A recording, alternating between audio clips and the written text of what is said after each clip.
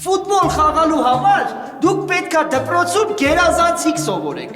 Հա, բայց գերազանց սովորելը ինչ կապ ունի լավ խաղալու հետ, ընկեր Ռուստամ։ Ով էր։ Ես։ Որ միացես տվել եմ գոլ կմտնես։